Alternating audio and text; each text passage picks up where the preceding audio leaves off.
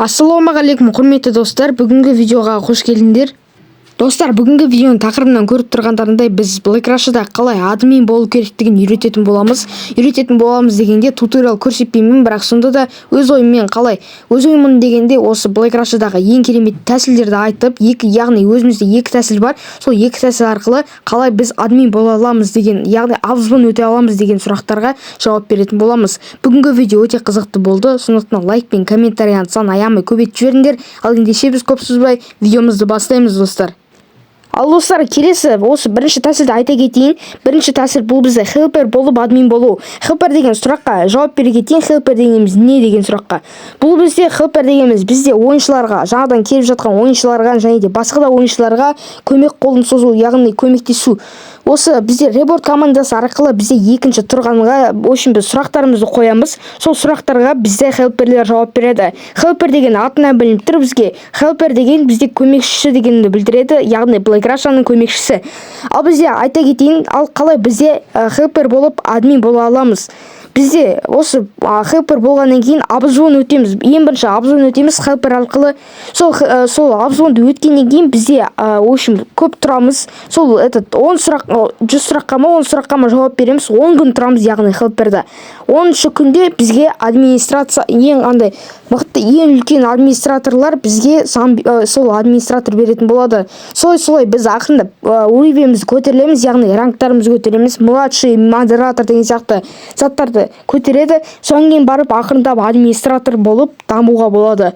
Ал екінші тәсілді мен айта кетейін.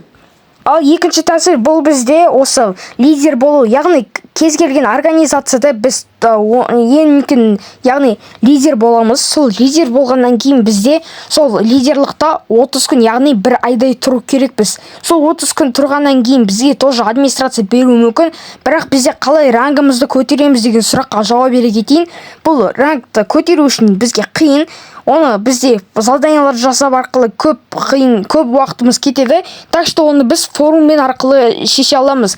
Мысалы, ФСИН, ГИБДД, УМВДД, одан кейін СМИ, армия деген сияқты осындай организацияларға бізде осы кіреміз. Кіргеннен кейін бізде үлкен лидер болмайтын болса, бізде форумнан заявка тастайтын боламыз. Яғни сенің уровенің, ал бізде айта кетейін, хелпер айтпақшы, және де ұмытып кеттім, хелперге бізде 8-ші уровень керек, және де тағы да сенің жасың 14-тен асу керек. Ал бізде администратор болу үшін бізге 15 болу керек жасымыз. Ал бізге сендерге есе жастарын 15-ке толмай, 14-ке толмайтын болса, сендерге әлі болмайды. Яғни администратор бола алмайсыңдар. Шанс жоқ деп айтуға болады.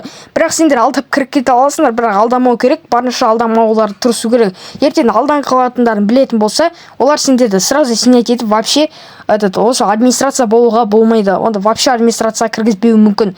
Так что осылай мен тыңдап кетіңдер, осы видеоны до конца қараңдар. Лидерді айта кететін жайт, ол үшін бізде өзіміздің статистикамызды фотоға түсіріп, және тағы да барлығын тайммен жасап, паспорт бәрін түсіріп аламыз. Одан кейін оны бізде форумға заявка жібереміз. Ол заявканы потом, если сен қабылдайтын болатын болса, ол сен сосын вип чатта, фам чатта, общем, достар, бір чатта жазылып тұратын болады. Осындай бізде лидерлыққа тұрды деп, осылай 30 күн лидер болатын болсаңыздар, сіздерге администрация сразу беріледі. Сондықтан достар, осы тәсілдерді, мен айтқан тәсілдерді дұрыстап пайдаланып кетіңіздер. Бұл ең қиын деген тәсіл осы, себебі онда 30 күн тұру керек. Ал ең жеңіл деген хелпер болып, дамуға болады, администратор болуға болады. Ал достар, бүгінгі видео өз мәресіне келіп жетті. Айтпақшы, менің конкурсым бар екенін вообще ұмытып кетпеңдер. 1000 теңгеге 29 августта осы конкурстың жауабы шығатын болады. Ал ендеше біз көп созбай видеомызды бітіретін боламыз. Ал давайте достар, келесі видеода кездескенше.